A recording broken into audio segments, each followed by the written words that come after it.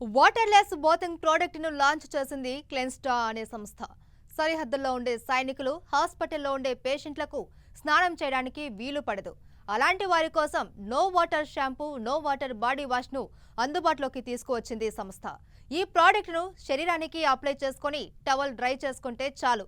ఎలాంటి నీరు అవసరం లేకుండానే శరీరంపై ఉన్న దుమ్ము, మట్టి లాంటివి తొలగిపోయి చర్మం ఫ్రెష్గా ఉంటుందని సంస్థ నిర్వాహకులు తెలిపారు.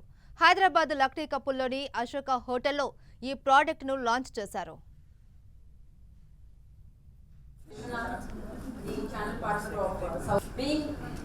Saving the precious resource water. In the logistic market in 2016, year on year, business significant growth onwards. He'll be showing us some videos and also highlighting. After which we India itself talked about us, how we have been helping in different places all across.